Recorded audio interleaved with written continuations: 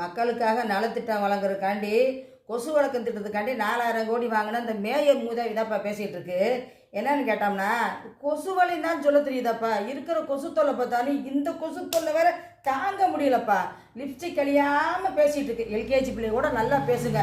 இது சொல்லுது, எங்கள் தலைவர் வந்து பார்த்தோம்னா குளத்தூரில் போய் மக்களுக்கு நன்றி சொல்ல போனாங்க, உங்கள் தலைவர் என்ன சொன்னாங்க அப்படின்னு எங்கமிங்கன்னு பேசுது.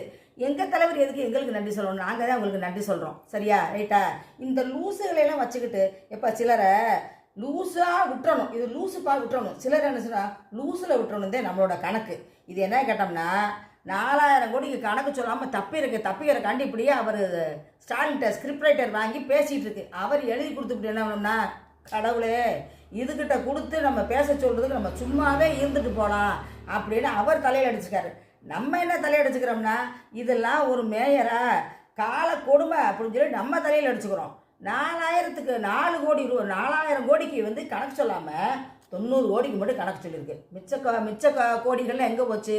உங்கள் வீட்டில் இருக்கா இல்லை ஸ்னேக் பாபு வீட்டில் இருக்கா? இதுக்கெல்லாம் கணக்கு சொல்லணும் கண்ணு. கணக்கு தெரியாமல் நாங்கள் ஒன்றும் இங்கே இல்லை. ரைட்டா? நீ என்ன கேட்குற? உங்களுக்கெல்லாம் மண்டையில் மூளை இருக்கா அப்படின்னு எங்களை தானே கேட்குற. எங்களுக்கெல்லாம் மண்டையில் மூளை தாம்மா இருக்குது. ஆனால் தாயே அங்கால பரமேஸ்வரி உனக்கு மண்டையில் இது மட்டும்தான் இருக்குது, உள்ளுக்க இப்படி களிமண் தான் இருக்குது. யார் எங்கெங்கே குலைக்க சொல்கிறாங்களோ அங்கே நின்று குலைச்சிக்கிட்டு உன் வேலையை பார்த்துக்கிட்டு இருக்க. மேயர் வேலையை நீ பார்க்கவே இல்லை. லிப்ஸ்டிக் அழியாமல் பேசிக்கிட்டு தெரியறப்பா. அதுக்கு உனக்கு ஏதோ சம்திங் வருது, அதனால் நீ பேசுகிற. நீ வேற ஒன்றும் இல்லைப்பா. இங்கே ஜூலி ஒன்று குலைச்சிக்கிட்டு இருந்துச்சு, அது இப்போ கொஞ்சம் சத்தம் அடங்கிருச்சு. நீ அடுத்த ஜூலி ரெடியாக இருக்க, கத்திக்கிட்டே இருக்க. உனக்கு பிஸ்கட் பாக்கெட் ரெடியாக வரும், பார்த்துக்க.